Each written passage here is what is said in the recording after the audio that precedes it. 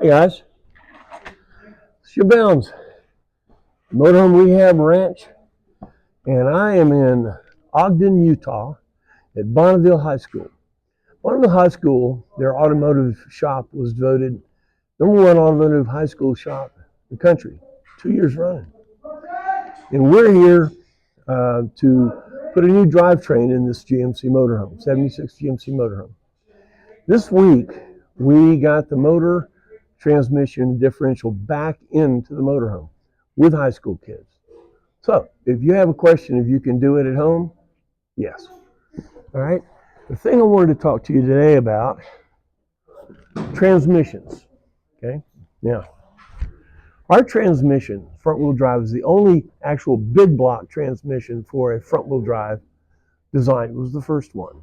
It's a 425 automatic.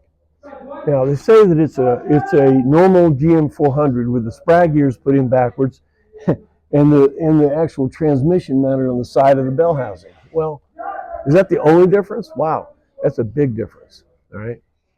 Now, as you know, as hard as it is to put a motor in one of these things, everything goes in from the bottom. Some people do it from the top, but the thing is, when you have a problem with your motor, chances are you're going to have a problem with the transmission. And if you're going to go through all the hassle to put a motor in it, you might as well drop the transmission because it's got the same screws, and you should rebuild it too. Because there's very little things you can do to the outside of a transmission without taking it out, without fixing it. So our transmission is very, very unique, not even rather. It's the only GM transmission ever made with an external governor. Okay, in other words, it's on the outside of the transmission. Other GM 400 transmissions, this is on the inside of the transmission. You say, well, that's wonderful, I can work on it. But here's the thing. This sacrificial gear right here is a plastic gear that if your speedometer gear or anything else binds up, this plastic gear tears up to keep the rest of the transmission from tearing up. Well, when that happens, you only have first gear and reverse. Okay, so my suggestion to you is always carry one of these governor gears. You can put it in the field, and that this can come out. So you really need to have a governor gear. Now, this governor, you can't just buy it. It's not available anymore. Okay, so if your transmission has one of these, of course it has one of these, don't lose it. If your transmission won't shift, you want to pull this out. You pull it out by popping this bearing wire off the top of it and pulling it out. It's on the driver's side of the motor, on the transmission. If you have headers, you got to pull the left side of the header off. Oh, you have manifolds that will pop out. But you want to check this governor gear if it will not shift. Okay. When you get a rebuilt transmission, this needs to be checked to be sure that it works. If you go up and down like this, and you look in this slot, you can see a piston moving up and down. Because what happens, as fluid comes in, it goes through this one. As this spins up, it pulls it up, then it comes through this hole, and then this hole, first, second, third. Okay? This is very, very important governor. Okay? The transmission in this unit has to be very special. Why? Because you're pulling 4 cars. I mean, you got 12,000 pounds. Okay, so this transmission is really important. Okay, and that's why I'm telling you, for another $1,500 to $2,500, I would just put a rebuilt transmission in. Now, just any rebuild off the shelf will not work. Okay, why? Because you're pulling 4 cars. There are 2 parts to a transmission. There's one, the basic transmission itself. So how do you rebuild that? You rebuild it clean. Now, a production shop, really greasy shop, may not be as clean as it needs to be. Cannot have any debris in it when it's built. Number 2, it can't have any plastic bushings or parts. It all needs to have bronze oil-like bushings in it. Number 3, it has to be assembled by somebody that looks at the specifications on the bushings, on the parts to be sure they fit in there well and they know what they're looking at. If you've got a part that has been metal on metal and it's been hogged out or anything like that, that won't work. You've got to pay attention to details because we are pulling something 4 times as heavy. Okay, so there's no real magic sauce or anything in a transmission. It's just to do it clean and don't use any plastic bushings. The later model coaches, 76, 7, and 8, had more plastic in them than the earlier coaches. Okay, so that's a very, very important thing. Now, if your transmission is broken, something's wrong with it, and it needs to be rebuilt, okay, that's fine. Hey, it's 50 years old. It deserves it. It can do that. You want to find a shop that does quality, clean, custom work to do the transmission. Now, the other part of a transmission is the torque converter. It's maybe right here. Now, the torque converter has got to be very special too. There are 2 torque converters off the shelf that are available. One is the B3, which is a stock torque converter. not strong enough. It'll bolt in, all the bolts line up, but down the road, you got a good chance of it coming apart. There's the B52, which is a stronger transmission, heavier duty transmission, but it's still not heavy duty enough to pull 4 cars, okay? So you need a custom transmission, torque converter, and it needs to have unique specifications. Number 1, as the torque converter winds up, there's a lot of pressure in there, and it'll try to swell out, okay? It tries to balloon. Well, when that happens, it pushes on the crank, and there's a thrust bushing inside the engine, inside on the crank. That torque converter ballooning will take out that thrust bushing, okay? So you need a torque converter that does not balloon out. You have balloon plates welded to it to keep it from going like this, to add extra metal on the front and the back of it to make sure it doesn't balloon out. Okay? Second thing is it needs to be a low stall. In other words, when you take off, you want it to engage right away. You don't want to slip. If you have a race car, drag car, you want a high stall. You want to rev it up and bam, hits. Well, you don't want that to happen with 4 cars. You want a low stall converter. You want it to lock in very low. Okay. Next thing, there are fins inside the torque converter. Torque converter is a base like this, and it has a rotating assembly in here with fins on it. And as it spins up, these fins grab the fluid, and then it takes off. All right. These fins need to be brazed in or welded to the drum. Okay. Normal fins are not brazed in; they're bent. They're bent in. There are a lot of different thoughts about this. There's a transmission that was used in 66, 7, and 8, I believe, Tornados. It was called a switch pitch. It acts kind of like it's another gear. It's like a passing gear. You'd hand it to the floor, the vanes would change their direction, and it would hit. Okay. Personally, I don't want that. Okay, because this is a big block engine. It's a lot of torque. It's a lot of weight. I want a solid torque converter. I want brazed fins. I'm going to hit 3 gears, but I'm going to hit them hard. Okay? So I want brazed fins. I want balloon plates. In the middle of this torque converter, where everything spins, there's a bushing that it spins on. We don't want a bushing. We want bearings, needle bearings. Now, Allison transmissions use a unique centerpiece that has double row needle bearings. Now we want to use that needle bearing design in this torque converter because that's where really the pressure goes. And that bushing will wear out if you use a standard torque converter with a standard bushing. Okay. Torque converters on an Oldsmobile, on this motor, this transmission, are also unique in that there are 3 bolts between the torque converter and the flywheel. Chevrolets and all other GMs use 5 bolts. So you say, well, okay, 3 will line up, we put on the no, doesn't work. The I have a flywheel back there I could show you. But there are 3 bolts, and then there are weights to make sure the flywheel is a balanced flywheel. Well, the weights will be in the way if you have a 5 bolt torque converter. It will not fit into a 3-bolt assembly. It will not fit in an Oldsmobile. So when you get your transmission, you're getting ready to put it in, look at the back of the torque converter. There needs to be 3 bolts, 3 pads for 3 holes. If it has 5, don't even put it in, because that happened. One of the companies we had build transmissions, the guy missed it. It was an honest mistake.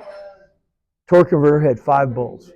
Guy that put it in didn't see it. Got it all in, went to bolt in the flywheel of the torque converter, and he couldn't do it. Had to take it all back out. Bummer. You say, well, how much time does it take? When at Cooperative Motor Works, we put 12 hours on an R&R of a transmission by itself. Well, the R&R of the whole thing is about 30 hours. You say, wow, that's a lot more, but you've got the whole thing on the ground. You're going to rebuild the motor. You might as well do the transmission too. The whole thing is what makes the motorhome move. Okay?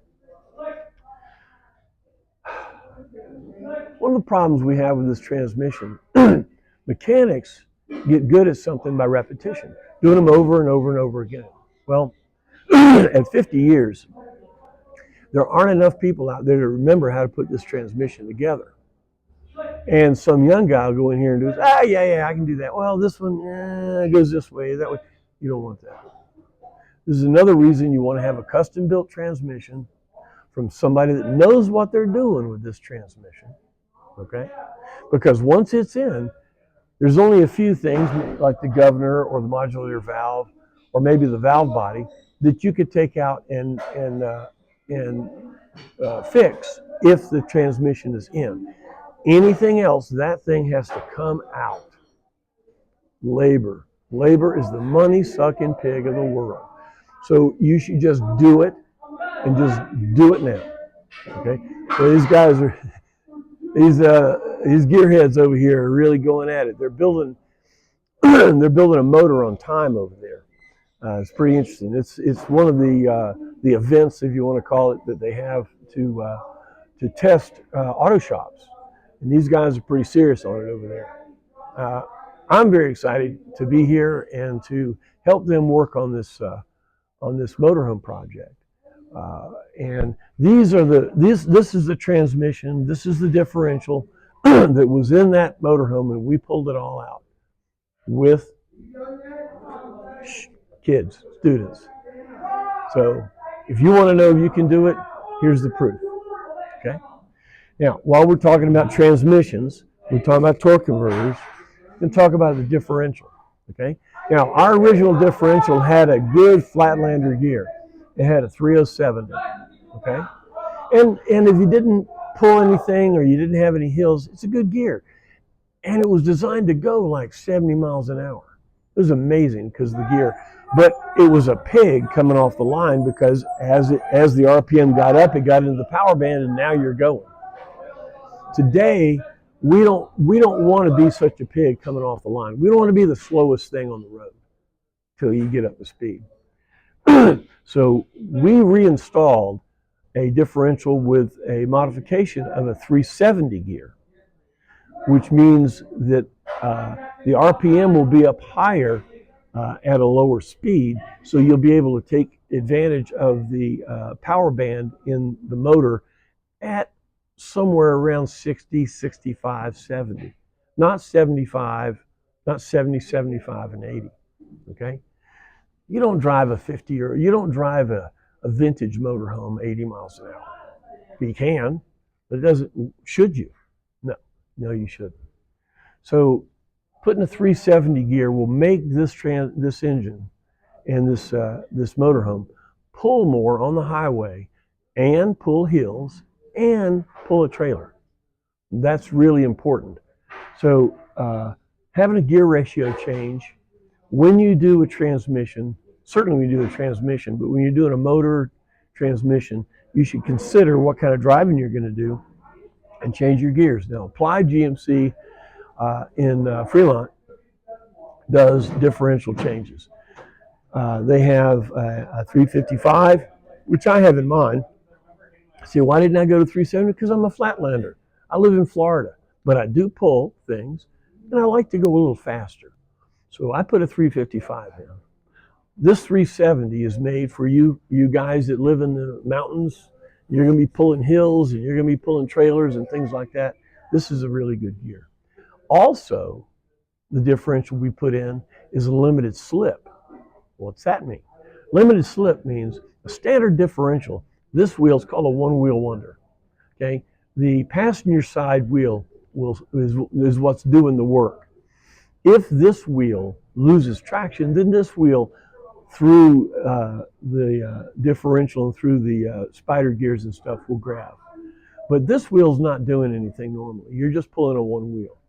Now, limited slip will have both wheels. If you're going straight ahead, both wheels will be pulling. Now, when you turn, that could be a problem because both wheels are going to, you want to go straight and you're turning the wheel. It doesn't want to do that. That's why it's called a limited slip. When you turn the wheel, it will allow it to slip a little bit. It won't be welded together, so you can take a turn. Now, if you take a tight turn, you'll hear a little bit of a chirp on the wheel because they're not in sync. Because when you go around a turn, the inside wheel will go quicker than the outside wheel. That's why they put a limited slip option in here. Okay, that kind of stuff is not cheap, and it's not something really you want to do because to set up this differential, you've got to know how to shim it. You've got to know a couple of special things. So we really want to buy this or have somebody build this that knows what they're doing. You don't really want to do this. If you do, well, then get on the internet and start studying. But personally, I let somebody that knows more about it than I do do the differentials. So this transmission is a very good transmission. Now, a lot of people say, well, I want a 4-speed. I want an overdrive. I want it to lock in. Well, that'd be nice. But the thing is, this big block engine has a lot of torque. And if you can hit 3 gears, first, second, third, hard, and it will transfer that torque to those wheels, that's good. Now, the next transmission on this was actually designed for a V6, and it had an overdrive in it. The problem with that transmission was it had smaller clutches. And when they were new, when that transmission went out, the transmission guys had already been working for almost a decade on this 425. So what they did is they pull out that new transmission, put you to the side. At that time, 425s were a dime a dozen. They were all over the place. So they would put back in a 3-speed and tell the customer, well, don't worry about the 4-speed. You've got a stronger transmission. And it's true. Okay, that later transmission was not supported by parts. I wanted to get one and try it. I could not buy a rebuild kit for it. I could not buy any of the clutches for it. It was no longer supported by the manufacturers. See, that's another thing. The parts in this motorhome, the thing that makes this motorhome viable is there were about 13,000 of them made. There's still enough of them on the road for manufacturers to make things like gasket kits and clutches and internal parts that this thing needs. It was supported, and we're still supporting it. Okay, so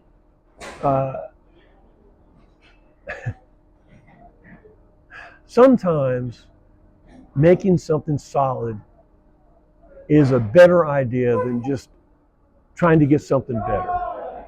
Better is more solid, and to me, that's what I see on a transmission. Right? How do you maintain your transmission? Not much you can do with it. Don't drop it into gear and hard. Don't slam it to the ground and drop it into second. By the way, there's a kickdown switch that normally when you're driving along and you want to pass somebody, you hammer it to the floor and it drops into gear and then you go around somebody. My gosh, don't do that with a motorhome. This is 4 cars. That motor's to the floor. It's doing as hard as it can, and then you tell the transmission to shift to second. Motor goes, wait a minute, don't do that, don't do that. And I agree. So go inside, look at your gas pedal, and look up in the gas pedal, and you'll see a connector, a white connector coming over from the right side.